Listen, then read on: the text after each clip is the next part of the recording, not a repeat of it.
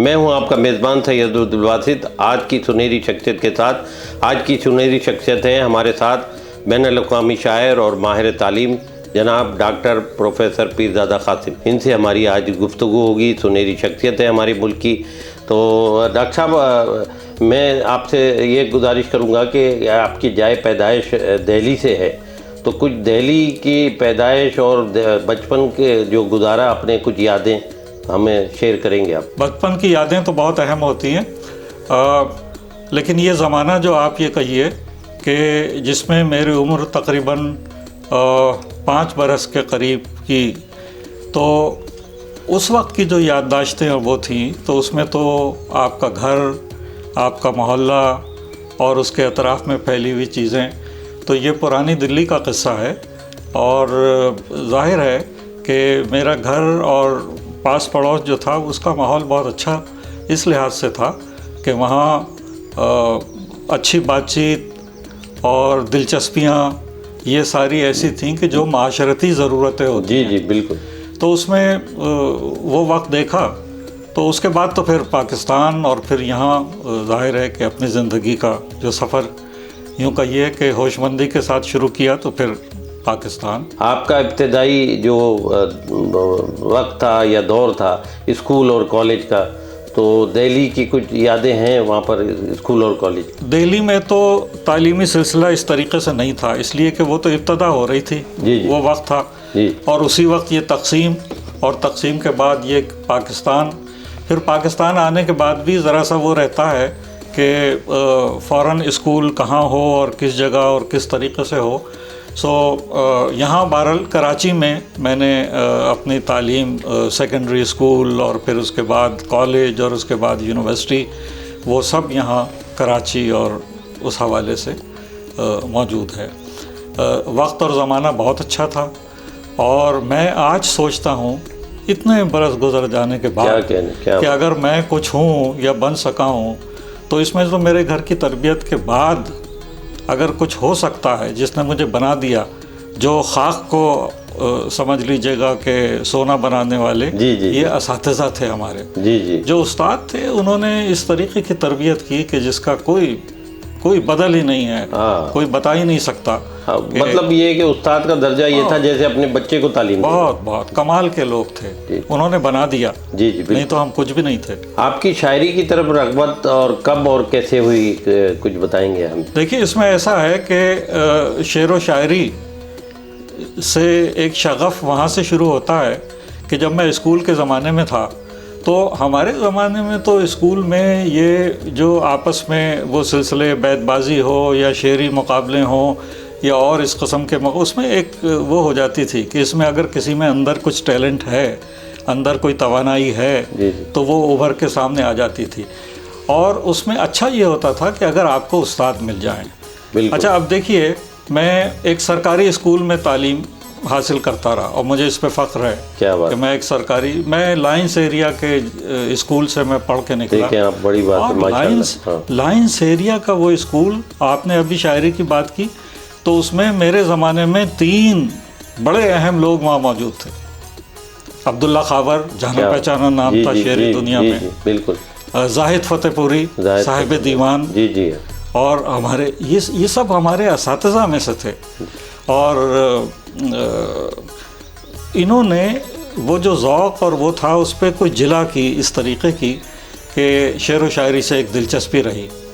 مگر جب میں کالج میں آیا، یعنی یہ بات ہو گئی سن 1960 اور 61 کی، تو اس وقت یہ ضرورت ہوئی کہ وہاں بزم ادب اور اس میں شعر اگر پڑھا جائے تو پھر میں نے اپنے اساتذہ سے جو میرے تھے انہیں، جو میں نے پہلی غزل لکھی میں ان کے پاس لے گیا، کرار حسین زاہد صاحب کے پاس. زاہد فتح پوری بڑا نام ہے. انہوں نے کہا کہ میاں یہ بالکل درست ہے، سب ٹھیک ٹھاک ہے اس میں تو ماشاء اللہ.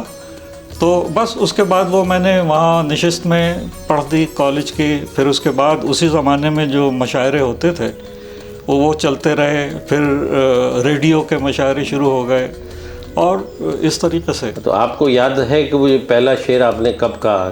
اب یہ تو مجھے یاد نہیں، لیکن یہ وہی سن 1961 ہوگا. 61. جی ہاں 61 ہوگا. جی ہاں. ڈاکٹر صاحب آپ کی ذاتی زندگی کے بارے میں، جیسے آپ کی شادی ہے کہ شادی باقاعدہ ارینج میرج تھی، پھر اس کے بعد بچے، اور پھر آپ کی شاعری کا شوق، پھر گھر کی ذمہ داریاں، کچھ بتائیں گے ناظرین کو ہمارے اس سلسلے میں؟ تو یہ دوبارہ یہ بات کہی جا سکتی ہے آپ کے جو آپ نے سوال اٹھایا ہے، تو لیکن یہ طویل ہو جائے گا. میں اس کو اختصار کے ساتھ بیان کرتا ہوں کہ جو زندگی کا بہت ہی فعال اور کچھ بن جانے والا جو وقت ہے وہ پھر یونیورسٹی میں آیا. کیا بات! جب کالج سے، یعنی یہ بھی اچھی بات ہے کہ اچھے بڑے کالج، اس زمانے میں تو ڈی جے کالج مشہور تھا، بڑا نام تھا ڈی جے کا، داخلہ بہت مشکل تھا، بہت مشکل ہو. تو وہاں اسکول کے بعد ڈی جے کالج کے بعد یونیورسٹی، کراچی یونیورسٹی. تو اب کراچی یونیورسٹی میں پہنچ کے جو ہے وہ ایک بالکل فضا دوسری آپ کو ملی. بالکل. تو وہاں جا کے پھر یہ چیزیں شروع ہوئیں کہ آدمی کو کیا بننا ہے، کیونکہ میں سائنس فیکلٹی میں تھا. جی. تو میرے موضوعات تو پھر وہ سائنس والے شروع ہو گئے، اور ہوتے ہوتے آپ سمجھ لیجئے گا کہ وہی کراچی یونیورسٹی جو ہے وہ میری زندگی کے اہم ترین سلسلوں میں سے ایک سلسلہ ہو گیا، اس لیے کہ میں وہاں پڑھتا رہا. اب یہ بات ہے یعنی 1962 سے میں وہاں گیا، پھر میں نے وہ فارغ التحصیل ہوا، پھر اس کے بعد میں نے پڑھانے کے لیے یونیورسٹی جوائن کر لی. تو گویا اب یہ آپ بات کر رہے ہیں تو ریکارڈ پہ آ جائے گی کہ اکتوبر سن 1966، جی 1966، جی وہ اکتوبر تھی جب میں پہلی بار کلاس میں پڑھانے کے لیے گیا. اب اس کے بعد سے میں ظاہر ہے کہ اسی سے متعلق رہا. نہیں، تو آپ نے کراچی یونیورسٹی سے تعلیم مکمل کی، اس کے بعد وہیں آپ نے لیکچر کیا آپ نے، کہ ایک مطلب انسان کو ایک بڑا فیل کرتا ہے آدمی کہ میں نے یہیں سے تعلیم، اور یہیں میں جو ہے ایز اے لیکچر. کیسا لگا آپ؟ بہت ہی اچھا، اس لیے کہ وہ جگہ ہوتی ہے نا جہاں آپ اس قابل ہوئے ہیں کہ زندگی کی آپ کی پہلی ملازمت ہے، اور وہ بھی اگر آپ کو اپنی دلچسپی کے حوالے سے کچھ وہ چیزیں ہوتی ہیں نا کہ آپ کو کیا پسند ہے، آپ کیا بننا چاہتے ہیں. تو اگر کوئی ایسا کچھ سلسلہ تھا تو میرے اس میں تو یہی تھی کہ مجھے اگر کہیں درس و تدریس کا سلسلہ مل جائے تو اس میں، اور وہ مجھے وہاں میسر آیا، اور وہیں کراچی یونیورسٹی میں بنے ہم. پھر آپ نے فخر محسوس کیا کہ یہ بہت بڑی بات ہے. بہت بے شک. تو تعلیم کے حوالے سے ایک لمبی آپ کی ایجوکیشن کے حوالے سے اور اساتذہ میں آپ نے بڑا لمبا عرصہ آپ نے تعلیم دی. تو میں یہ آپ سے جاننا چاہوں گا، ہمارے ناظرین جاننا چاہیں گے کہ پاکستان کا تعلیمی معیار اتنا پست ہونے کی وجہ کیا سمجھتے ہیں آپ؟ بات یہ ہے کہ جو ہمارا پاکستان ہے، جو ہماری حکومتیں رہتی رہی ہیں، ان کی ترجیحات ہوتی ہیں. ترجیحات کی فہرست میں ہمارے ہاں تعلیم بہت نیچے ہے، اور پرائرٹی پہ نہیں ہے. پرائرٹی پہ نہیں ہے، اور دنیا کے اور ممالک میں پرائرٹی پہ ہے. جی، ہمیں تو یہ سوچنا چاہیے تھا کہ پاکستان جیسی جگہ ہے کہ جہاں ہمیں دنیا میں اپنے آپ کو منوانا ہے اور جانا ہے، اپنی پہچان بنانی ہے. تو اس کو ہم کہتے ہیں کہ آج کا زمانہ جو ہے یہ ہے نالج بیس سوسائٹی کا. جی. یہ اس میں یہ چیزیں ادھر ادھر کے نہیں چلتی. بالکل صحیح، بالکل. یہ ڈالر والر مال و دولت بھی کام، یہ اصل دولت جو ہے وہ تو علم ہے. تو علم کے لیے ہمیں جس طریقے سے کوشاں ہونا چاہیے تھا اس طریقے سے ہم رہے نہیں. بالکل. اور ہماری جو پالیسیز ہیں اس میں تعلیم کا نمبر نیچے ہے. ہمارا اپنا جو GDP ہے اس میں اگر آپ دیکھیں تو تعلیم پہ ہم 1.5 1.6 خرچ کرتے تھے، جبکہ منیمم جو تھا وہ کم سے کم 4% تھا. 4%. تو ہم تو اس پہ 4% تک تو پہنچ ہی نہیں پائے تھے. جی. تو آہستہ آہستہ تعلیم کا وہ سلسلہ تھا جو میں نہیں سمجھتا کہ بہت کامیابی سے ہم اس سے گزرے. ہمیں اس میں بہت کام کرنا ہے اب بھی. آپ نے 3 یونیورسٹی میں ایز اے وائس چانسلر رہے آپ، تو یہ بتانا پسند کریں گے کہ کس یونیورسٹی میں زیادہ اچھا لگا اور لطف آیا آپ کو؟ 3 یونیورسٹی اور تینوں اہم تھی بہت. یونیورسٹیز تو ظاہر ہے سب کا اپنا علیحدہ ایک تجربہ ہے. دیکھیے اس وقت جو ہماری فیڈرل اردو یونیورسٹی کہلاتی ہے، federal Urdu university of art science and technology, تو یہ تو بنیادی طور پہ اردو سائنس اور اردو آرٹس کے کالجز تھے. جب یہ یونیورسٹی بنی ہے تو اس کا اولین جسے کہتے ہیں فاؤنڈنگ وائس چانسلر وہ میں ہی تھا. تو بہت اچھا تھا، بہت ساری چیزیں اس حوالے سے پلاننگ کی گئی تھی، بنایا گیا تھا. تو اس طریقے سے اگر چلتی رہتی اس میں اب بھی بہت پوٹینشیل ہے. اور بڑی یونیورسٹی، مثال کے طور پہ میرا اپنا ایک خیال تھا کہ فیڈرل، کیونکہ اردو یونیورسٹی کہلاتی ہے، فیڈرل ہے، تو اس کا ایک پنجاب میں یعنی لاہور میں بھی ہونا چاہیے کیمپس، برانچ ہونی چاہیے. اس کا ایک پشاور میں بھی ہونا چاہیے. بالکل درست، بالکل. اسلام آباد میں تو میں نے اس کو شروع کیا، اسلام آباد کا کیمپس میں نے شروع کیا. کیا بات ہے. تو یہ کریڈٹ آپ کو جاتا ہے. ہاں، تو یہ اس یونیورسٹی کو بہت بہتر ہونا چاہیے، اور اب بھی ہو سکتی ہے، اس لیے کہ پوٹینشیل ہے. اعزاز کا باعث بھی تھی، اور میں نے بہت ہی اہم وقت وہاں گزارا، وہ کراچی یونیورسٹی. کراچی یونیورسٹی کے میں نے تقریباً 2 ٹینیور کر کے 8-9 برس اس کو بہت زیادہ کیا. ہاں. اچھا، اس میں مسائل ہر قسم کے ہوتے ہیں. جی. تو لیکن یہ کہ اس پورے عرصے میں یونیورسٹی نے ایک ٹیک اپ کیا اور بہتری کی طرف جو ظاہر ہے اس میں کچھ گورنمنٹ کے مسائل ہوتے ہیں، کچھ طالب انتظامیہ کے ہوتے ہیں، کچھ سارے اس کو طریقے سے ہینڈل کرنا ہوتا ہے. ہاں، تو وہ لوگ بہتر چلا.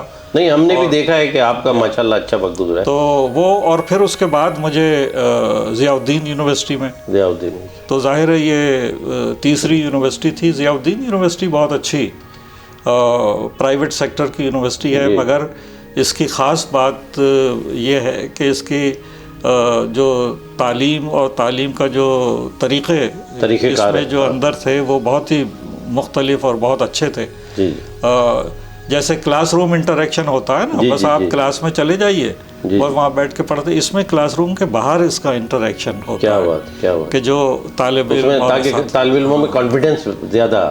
تو وہ سب یہاں ضیاء الدین کی بڑی پہچان رہی ہے، اور بہت اچھی یونیورسٹی ہے، اور میں تو اب تک ضیاء الدین سے وابستہ ہوں. جی. ناظرین، ہمارے ساتھ موجود ہیں سنہری شخصیت ڈاکٹر پیرزادہ قاسم صاحب، ان سے گفتگو جاری ہے. ڈاکٹر پیرزادہ قاسم صاحب، یہ بتائیے کہ آپ 5 دہائیوں سے شاعری کر رہے ہیں، اور آپ کے کو ذہن میں کن شعراء کے کلام سے آپ متاثر ہوئے؟ کچھ شاعر یا شاعرات کے نام ہمیں بتائیں گے ناظرین. بات یہ ہے کہ جو شاعری ہے، اردو شاعری، تو اس کی تو اپنی ایک وہ ہے تاریخ، اور اس کا پورا زمانہ ہے. اور میں یہ سمجھتا ہوں کہ آج کے وقت میں بھی جو شعر و شاعری کی طرف راغب ہو، اس کے لیے ضروری یہ ہے کہ اساتذہ کو پڑھے. جی. اساتذہ کو پڑھے بغیر تو کچھ نہیں ہوتا. بالکل. اب آج کل تو زمانہ اور ہو گیا ہے کہ وہ آن لائن سب چیزیں چل رہی ہیں، ادھر غزل کہی ادھر آن لائن بھیج دی، نہ اسے دیکھا غور سے، نہ کسی سے مشورہ کیا. بھائی جب آپ کسی اچھے بڑے اس پہ آ جائیں تو آپ اپنا کہتے رہیے، بلکہ دوسروں کو بھی درستگی کریے، پڑھیں بھی اور اپنی اصلاح بھی کروائیں. لیکن یہ ایک زمانہ جو ہوتا ہے نا، جب آپ ابتدا کرتے ہیں تو آپ کو اساتذہ کو، اپنے پرانے لوگوں کو پڑھنا چاہیے. وہ اساتذہ کی تو ایک بات ہو گئی. جی. پھر اس کے بعد جو سلسلہ وہ یہ ہوتا ہے کہ آپ کے پیش رو، جو ہمارا مطلب یہ کہ جب میں نے شاعری شروع کی تو میرے پیش رو تھے، یعنی وہ انہیں اساتذہ کو تو آپ چھوڑ دیجئے کہ جو وہ سارے، اور اس میں بہت بڑے بڑے نام. مجھے تو اپنی زندگی کا یہ بہت ہی ایک ایسا نظر آتا ہے سلسلہ، خوش قسمتی کا یہ کہ اتنے بڑے بڑے نام، نثر لکھنے والے بھی اور شاعری بھی، یہ سب بیک وقت موجود تھے. کیا بات ہے. مطلب یعنی ان لوگوں کے ساتھ آپ کے پڑھنے سے آپ میں بھی کانفیڈنس اور بڑھا. مطلب یہ تھے، ان سب سے رابطہ بھی لیتے تھے. تو اب آپ شاعری میں آپ دیکھ لیجئے تو کیا بھائی، اختر الایمان بھی تھے اس میں، کیفی اعظمی بھی تھے، علی سردار جعفری صاحب نے تو میری کتاب پہ مقدمہ بھی لکھا ہے، اور بہت محبت سے. اور میں تو، اور پھر یہاں احمد ندیم قاسمی صاحب تھے، اور دیکھیے، اور ہوتے ہوتے پھر یہ ہمارے پیش رو کہہ لیجئے، منیر نیازی، احمد فراز، ان سب سے رابطے. تو ہمیں تو یہ موقع ملا، ہم نے تو ان سے سیکھ لیا.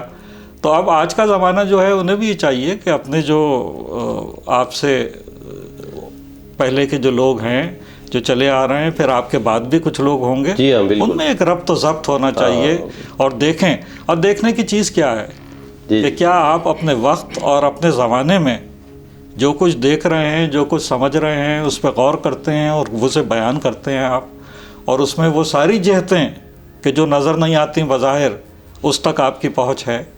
یہ سارا شاعری کا اتنا وسیع میدان ہے کہ اس میں اگر زیادہ سے زیادہ کام کیا جائے تو بہت اچھا. ڈاکٹر صاحب، پاکستان میں ایسا ادب کیوں تخلیق نہیں ہوا جس سے پاکستان میں کوئی جو ہے انقلاب آتا اور قوم کے لیے ایک نئی چینج آتا، جیسے روس میں ہوا، جیسے فرانس میں ہوا، اور ادب کے ذریعے انقلاب آیا؟ تھے وہ ادب، اور ادب کے ساتھ انہوں نے اپنے ان سلسلوں کو رکھا جیسے ترقی پسند جی تحریک، تو وہ جو تحریکوں کے ساتھ چلے وہ تو چلتے رہے، تو تحریک فلاں تحریک یا فلاں تحریک، تو اس میں اس حوالے سے جو ان کا مشن یا آپ کہہ لیجئے گا کہ مقصد ہے، اس میں انہوں نے شاعری کی، اور بہت اچھی شاعری ہے، بڑی ریکارڈ پہ ہے.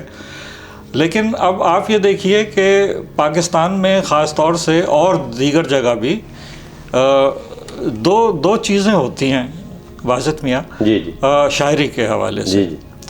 ایک تو ہے جس کی ایک عام سمجھ لیجئے گا کہ پسندیدگی ہوتی ہے، اور کوئی بھی دور ہو، پرانا دور، میرے دور سے پرانا، میرے زمانے کا، میرے زمانے کے بعد کا جو آئے گا، اس میں جو چیز سب سے زیادہ ہمارے ان میں چلتی ہے نئی نسل اور نوجوان میں، وہ ہے رومانٹسزم. جی تو ایک تو یہ بات ہو گئی.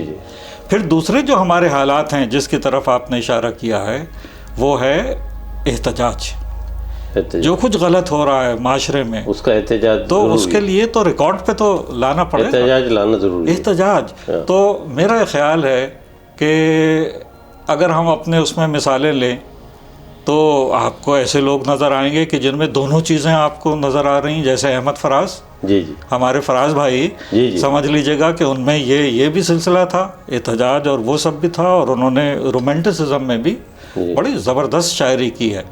لیکن ویسے دیکھیں تو جو آپ نے جو بات کی کہ صاحب یہ بتانا اور یہ اس پہ احتجاج کرنا، تو اس میں حبیب جالب کا کون دوسرا نام کون سا آ سکتا ہے؟ حبیب جالب، بڑا زبردست انہوں نے لکھا ہے. بالکل صحیح. سو یہ ہمارا سلسلہ چلتا رہا، اور اب ذرا اس میں وقت اور زمانے نے تھوڑی سی دوسری چیزیں پیدا کی ہیں، تو اب لوگ اس ٹریک پہ چل رہے ہیں کہ جو ہمارے نئے وقت کا ہے. تو اس نئے وقت میں بھی اپنا ملک، اپنا معاشرہ، اپنے اس کو میرے خیال ہے بہت غور سے نہیں دیکھ رہے. انہیں بہت غور سے دیکھنا چاہیے اور اس میں شامل رہنا چاہیے شاعری میں بھی. ڈاکٹر صاحب، ابھی آپ نے شاعری میں جو کا عنصر جو ہے وہ عشق کے حوالے سے بھی شاعر جو ہے نا بہت ہی انوالو ہوتا ہے اور بڑا شاعر بنتا ہے. بہت سارے شاعر ایسے ہیں. تو آپ کا ایک حسن و جمال اور آپ کی جو شخصیت ایک پاکستان سے باہر، تو کبھی ایسا اتفاق ہوا کہ کوئی شاعرہ جو ہے ان سے آپ کی دوستی بڑھی، یا کوئی ایسی بات ہوئی جو کہ ہماری نظر سے تو نہیں گزرا، کوئی ایسی بات ہے جو آپ کی زندگی میں بڑا اثر کیا کسی شاعرہ نے؟ اس طریقے سے حسن و جمال اور آپ کی شخصیت بڑی اہم رہی ہے. وہ تو رہی ہے، لیکن آپ یہ دیکھ لیجئے کہ میری ساری شاعری جو ہے اس میں رومانٹسزم اس طریقے سے ہے نہیں جس طریقے سے لوگ سمجھتے ہیں کہ نظر آنا چاہیے تھا یا ہے. تو اس میں وہ طریقہ اور وہ سلسلہ اس طریقے سے رہا نہیں. اس میں ایک فکری سطح زیادہ نکل کے آئی، اور وہی میری شاعری کا ایک وہ ہے. یہ البتہ ضرور ہے کہ اس میں ایک کیفیت جو سارے اس میں ذرا زیادہ، جسے آپ کہتے ہیں نا کہ پریڈومیننٹلی یا ذرا سا ابھر کے رہی ہے، وہ سمجھ لیں کہ ملال. اب یہ ملال جو ہے یہ بہت سی چیزوں سے ہوتا ہے. جو اپنا معاشرہ جیسا کہ ہونا چاہیے ویسے نہیں بن رہا، اس سے الگ جا رہا ہے، اس کا ملال. ہماری تعلیم، ہمارے نظام اس طریقے سے نہیں ہے، وہ ہماری سوچ اور فکر ویسی نہیں ہے کہ جیسے ہونی چاہیے تھی. زندہ معاشروں میں رہنے والے لوگ جیسے سوچتے ہیں. تو اس سب کا ایک ملال اور وہ ایک ہے، تو وہ ظاہر ہے وہ شاعری میں بھی آتا رہتا ہے، ریکارڈ بھی ہوتا رہتا ہے۔ جی ڈاکٹر صاحب، آپ کا رجحان جو ہے زیادہ تر کن شاعری میں زیادہ رہا؟ مثلاً نظم ہے، غزل ہے، یا آزاد شاعری ہے؟ اس حوالے سے تخلیقی جوہر جو ہے تو یہ تو اپنی جگہ اندر وہ ہوتا ہے، اور یہ جوہر ایک خاص اس میں ظاہر ہے شاعری اور اس میں جاتا ہے، لیکن جو نثر لکھنے والے ہیں وہ بھی سب تخلیقی جوہر والے لوگ ہیں، وہ ان کے اندر کا ہے۔ تو یہ اصل میں جو احساس ہے، جو کچھ آپ دیکھتے ہیں اور جو محسوس کرتے ہیں اور وہ بنتا ہے، اس کو اظہار میں لانے کا ایک سلسلہ ہے، تو وہ شاعری بھی ہے اور وہ نثر بھی ہے۔ تو نثر تو میں نے بہت ہی کم، نہ لکھنے کے برابر ہی کر لیجئے، بہت تھوڑے مضامین اور یہ اس طریقے سے، لیکن یہ کہ شاعری ہے، اور شاعری میں زیادہ فوکس، نظمیں بھی میری بہت ہیں لیکن یہ کہ اس پہ اتنا فوکس نہیں ہوا، اور غزل کے حوالے سے میں جانا پہچانا گیا۔ یہ بھی ایک اچھا ہے، وقت اور زمانے کی دین ہے۔ میں تو شکر ادا کرتا ہوں اللہ تعالیٰ کا کہ اس نے بہرحال اس قابل بنایا، شکر ہے کہ اس کی ایک پہچان بنا دی۔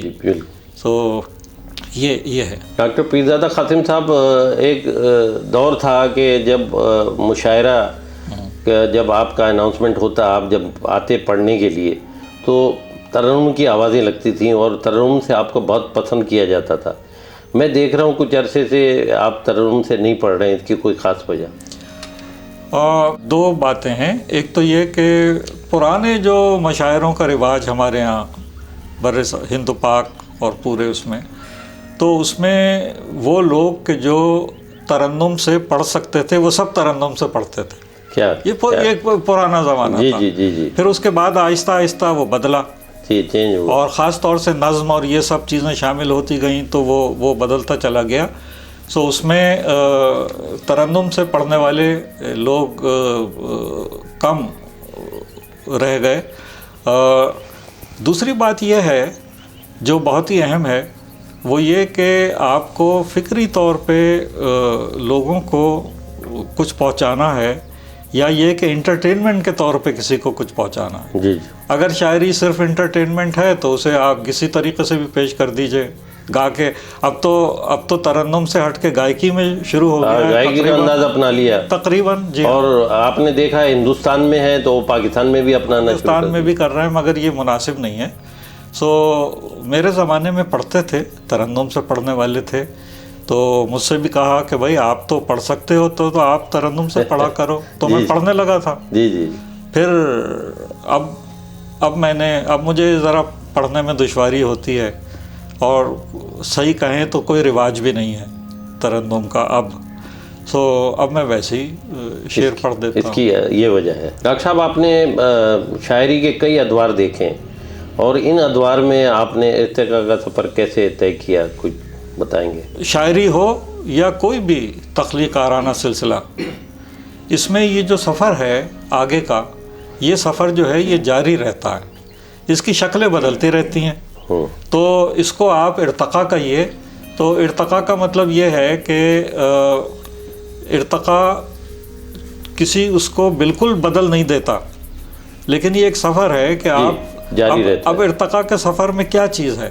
سفر میں یہ چیز ہے کہ وہ پرانا وقت جو تھا اس میں ایک سوچ تھی، اور اس سوچ کے حوالے سے ایک اظہار تھا۔ کیا بات؟ اب جو نیا وقت ہے اس میں اگر پرانی سوچ سے آپ اسے سوچیں گے تو آپ کو کچھ نہیں ملے گا، اور بات بنے گی نہیں۔ اس کا مطلب یہ ہے کہ نئے وقت کے لیے نئے طرز احساس ہونا چاہیے اور نیا طرز اظہار ہونا چاہیے۔ بالکل۔ تو یہ کون سا ہے کہ جو آج کے زمانے کا ہے، تو اس لیے یہ تو بدلتا ہے اور اسے بدلنا چاہیے۔ ڈاکٹر صاحب، آپ کی شاعری اور ادب میں ایک بڑا نام تصور کیا جاتا ہے پاکستان میں، اور ہے بھی، تو آپ نے کوئی نئی نسل کی تربیت کے لیے شاعری اور ادب کے حوالے سے کوئی کردار ادا کیا؟ کچھ آپ کو یاد پڑتا ہے کہ اصلاح یا کوئی اور حوالے سے؟ دیکھیے، وہ جو کچھ لوگ ہوتے تھے نا، ہر زمانے میں ہوتے رہے ہیں، کہ وہ نئے شاعروں کو وہ اگر کوئی شعر کہیں اور وہ دکھا دیں تو اس میں اصلاح کی نظر سے دیکھتے تھے اور انہیں کوئی مشورہ دے دیا کرتے تھے. یہ تو بڑی دلچسپ بات ہے کہ دلاور فگار صاحب مرحوم یاد آ جاتے ہیں. کیا بات ہے, کیا تو انہوں نے کہا کہ بھائی ایک طبقہ ایسا بھی ہے جو کورے کاغذ پہ اصلاح دیتا ہے. تو یہ ساری طنز و مذاق کے ساتھ باتیں ہوتی رہیں. تو لیکن میں یہ عرض کروں کہ اس حد تک تو اصلاح اچھی ہے. اگر آپ دیکھیں کہ کسی نوجوان اور کسی نئے کہنے والے میں ایک توانائی ہے, ایک شعری توانائی ہے, شعری پوٹینشیل ہے, اس کو اگر آپ بتا سکیں اور کہ کس طریقے سے نئے اور پھر موضوعات اور اس کو جو شعر میں کہنا ہے تو وہ کیسے مؤثر طریقے سے, بہتر طریقے, بعض دفعہ ایک چھوٹے سے لفظ کی تبدیلی سے بہت عمدہ اس پہ اثر پڑتا ہے. تو اس قسم کی تربیت کے لیے اگر کچھ کیا جا سکتا ہے وہ یہ ہے, باقاعدہ وہ آپ کو غزلیں دکھائیں, آپ اسے ٹھیک کر کے دیتے رہیں. یہ نہیں بنے گی, یہ تربیت نہیں کہلائے گی. ہاں, میرے پاس تو اس قسم کا کوئی کام نہیں ہوتا, لیکن جو آتے ہیں لوگ میں ان سے کہتا ہوں کہ میاں اکٹھی آپ غزلیں جو آپ کو پسند ہو 10 12 15 لے آئیے, اس پہ ہم بیٹھ کے گفتگو کریں گے. کیا بات ہے. تو اسی سے آپ سمجھ لیجیے گا, اصلاح بھی ہو جاتی ہے بس. تو اس طریقے سے لوگ مشورہ کر لیتے ہیں. ڈاکٹر صاحب, آپ کے ہم اثر شعراء میں کون سے نام آتے ہیں جن سے آپ کو مستقبل میں امید ہے کہ شعر و ادب کے حوالے سے مزید نام پیدا کریں گے؟ ہم اثر شعراء تو بہت اچھے رہے ہیں آپ کے ساتھ. ہم اثر کی تو ایک سمجھ لیجیے گا کہ ایک فہرست ہے. اس میں ظاہر ہے کہ وہ لوگ ہیں کہ جو مجھ سے پہلے سے شعر کہہ رہے تھے, وہ لوگ ہیں کہ جنہوں نے شعر کہنا شروع کیا, ساتھ ساتھ ہم لوگ. مثال کے طور پہ یہ بڑی دلچسپ بات ہے کہ میرا سن پیدائش جو ہے وہ سن 1943. اچھا, اب یہ بڑی دلچسپ بات نکل کے آئی کہ ہمارے وقت کے جو 3 شعراء اہم سمجھے جاتے ہیں, سمجھیے, اس میں افتخار عارف ہیں, میرے دوست, میرے ہمدم دیرینہ, بہت مجھ سے قربت ہے, ایک بڑا نام ہے. اور انور شعور ہیں. اچھا, ہم سب جو ہیں سن 1943 کی پیدائش والے لوگ. کیا بات. میں فروری میں ہوا, افتخار مارچ میں ہوا, اور اپریل میں ہمارے انور شعور صاحب. کیا قریب ماشاء اللہ. تو یہ ایک وہ ہے دلچسپ بات. تو لیکن میں یہ سمجھ رہا ہوں کہ افتخار کا نام تو آپ نے لیا, افتخار کا نام بہت جانا پہچانا. اس کے بعد اس کے علاوہ لوگ ہیں, یعنی لاہور میں خورشید رضوی ہیں, وہ کمال کے شاعر ہیں, بہترین, ان کا ایک بڑا مقام ہے. اچھا, اس کے بعد کی جو ہماری جو نسل آ رہی ہے اس میں جو مجھے مطلب سرمد صاحبائی بہترین ہے. اور اس طریقے سے آپ نکالتے امجد تو خیر تھے ہی, امجد تو پورے عہد کا ہمارے وہ نام تھا. اس طریقے سے آتے چلے جائیں گے. ہمارے زمانے اور ہمارے وقت میں بہت ہیں, اور کچھ ہیں اور ان کا امپیکٹ بھی بہت ہے. مثال کے طور پہ اگر ہم اس میں دیکھیں تو ہمیں سلیم کوثر کو نہیں بھولنا چاہیے. سلیم کوثر کتنا اہم نام ہے بھائی, بہت اہم نام ہے. اور اس کی شاعری میں جب سے اس نے شعر شروع کیا, اور مجھے یاد ہے کہ جب وہ پہلی ترتیب دے رہا تھا, مجھے دکھائی مشورے کے طور پہ, ایک محبت کا رشتہ ہمارے درمیان ہے, تو خالی ہاتھوں میں عرض و سما, وہ اس کی پہلی کتاب تھی. میں نے اس وقت دیکھا کہ اس وقت جو اس کا شعری پوٹینشیل ہے, جو اس میں جو شاعری جاگی رہتی ہے, بالکل وہی کیفیت آج بھی ہے. کیا بات. کتنا عرصہ گزر گیا, اس میں کوئی چیز معدوم نہیں ہوئی.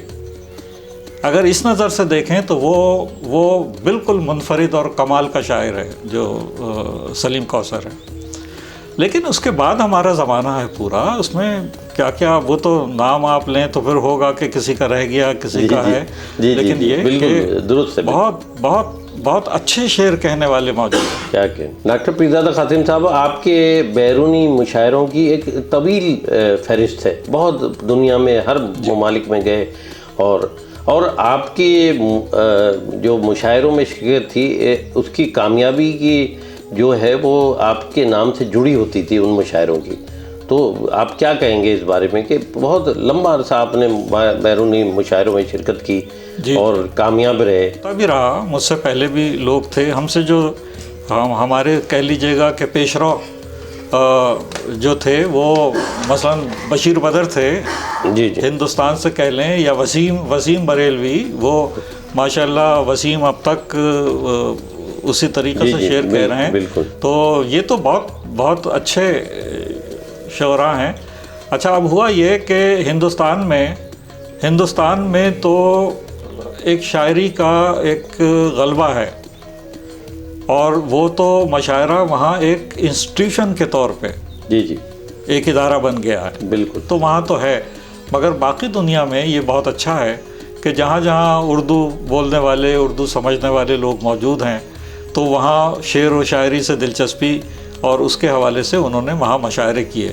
اب یہ مشاعرے تو سمجھیے آپ، دیکھیے نشستیں اور مشاعرہ نیوزی لینڈ میں بھی ہوا، آسٹریلیا میں بھی ہوا، یورپ کے سب جگہ، برطانیہ میں، پھر امریکہ کے آپ دیکھیے تقریباً بہت ساری اسٹیٹس ہیں کہ جس میں مشاعرے ہوتے رہے، ترتیب دیتے ہیں، اور اب بھی ہو رہے ہیں. یعنی اب اس سال کا بھی ہیں، وہ اپنے طور پہ کرتے رہتے ہیں.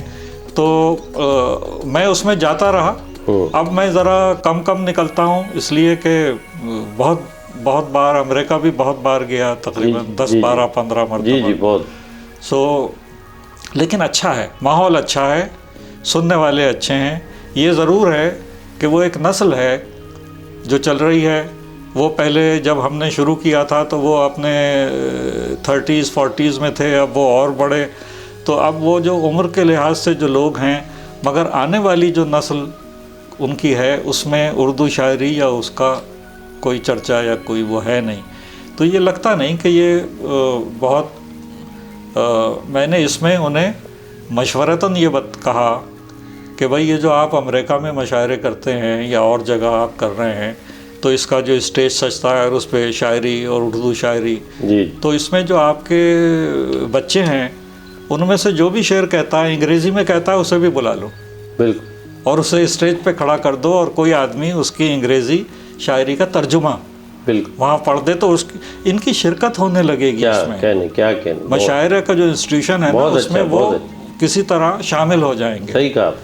تو اس طریقے سے اگر چلتا رہا تو اس میں ابھی کچھ دن اور یہ رہے گا.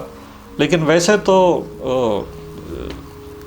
اتنا باہر کے دنیا میں دیکھ رہا ہوں اتنا وہ ہے نہیں اب سلسلہ. ڈاکٹر صاحب، آپ جانتے ہیں اور بہت شرکت بھی کرتے رہے ہیں، art council of Pakistan Karachi, جو اب اس وقت دنیا میں اور پاکستان سے باہر اور شہروں میں بڑا کام رہا ہے، اور خاص طور پہ 16 عالمی اردو کانفرنسیں، میوزک فیسٹیول، فائن آرٹس کا کام، اور اسٹیج کے حوالے سے اسٹیج ڈرامہ اور دیگر بہت ساری ایکٹیویٹی، اور کتابوں کی رونمائی، اور شخصیات کے ساتھ شام، ٹریبیوٹ، مختلف شخصیات کو پیش کرنا، ان کی خدمات کا اعتراف کرنا.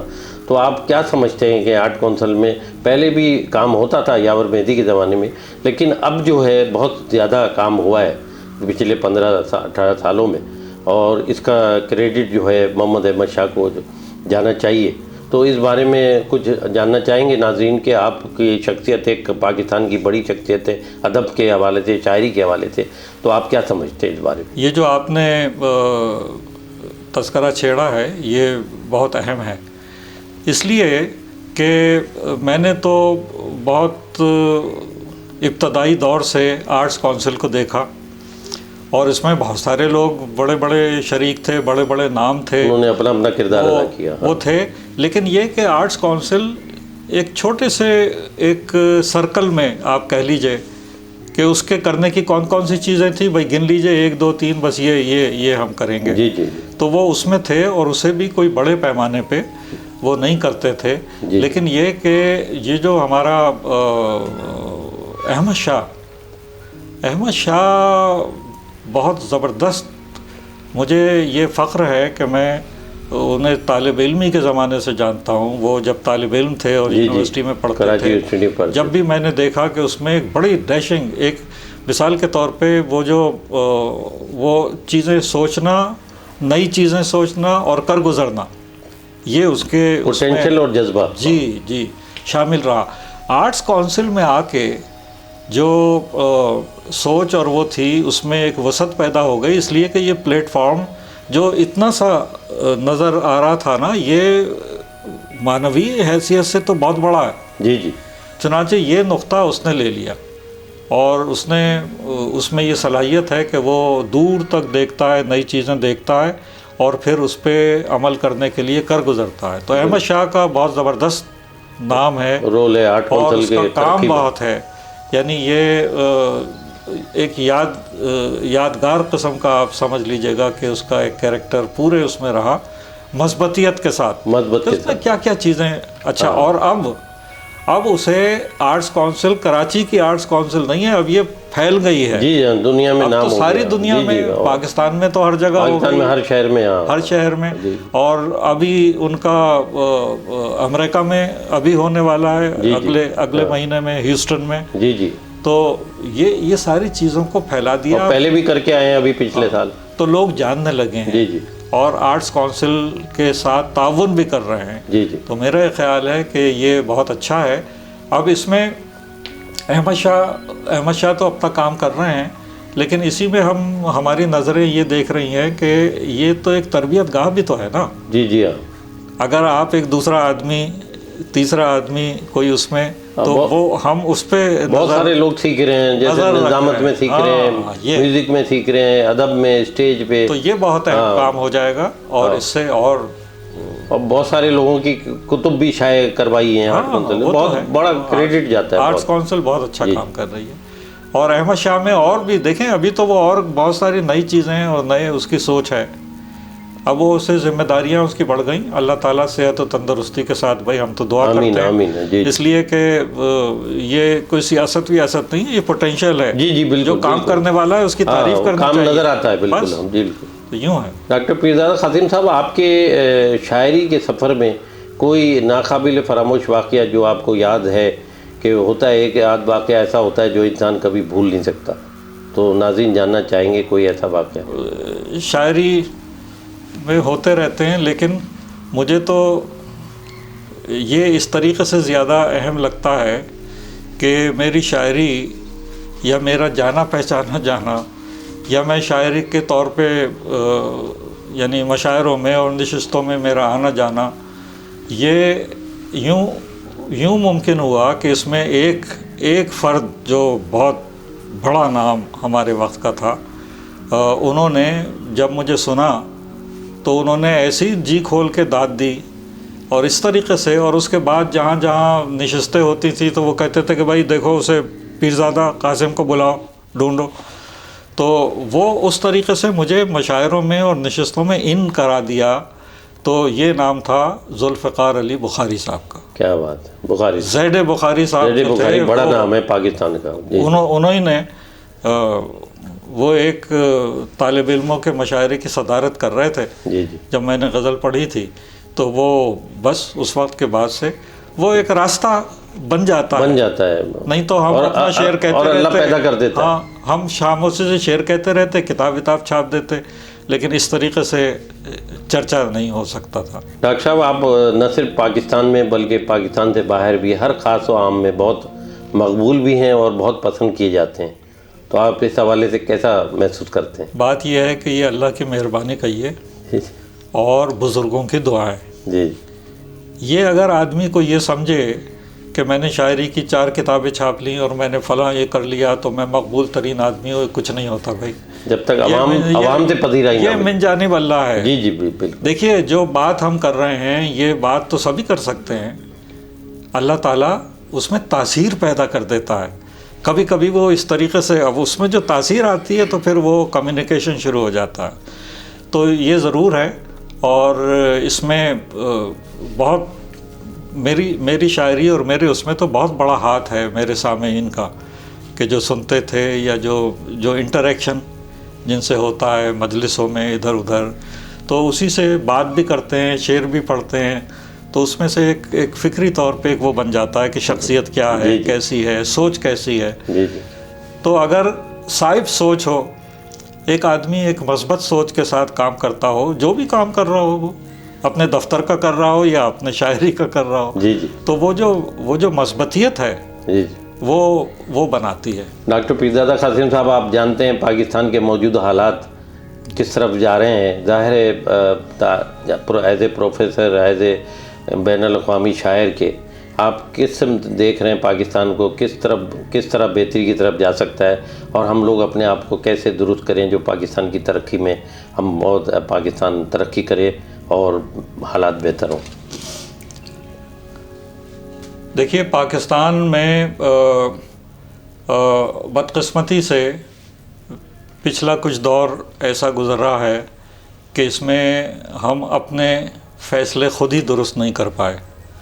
اگر فیصلہ ہمیں کرنا ہوتا ہے اور اس پہ عمل کرنا ہوتا ہے تو ہمیں بہت سی چیزیں بہتر طریقے سے ہم لوگ لانگ ٹرم پالیسی نہیں بنا رہے ہیں، شارٹ ٹرم نہیں بنایا۔ بس وہ جتنا وقت گزر جائے، وہ کہتا ہے کہ میرے 5 برس گزر جائیں، بھائی یہ 4 برس 5 برس کے لیے تو پاکستان نہیں بنا بھائی، اس میں کام کریں۔ یہ تو ایک سلسلہ ہے، آپ اپنے حصے کا کام کر جائیے، اگر وہ مثال بن جائے گا تو اور لوگ اسے دیکھیں گے اور آنے والا اس کو کنٹینیو کرے۔ جی ہاں۔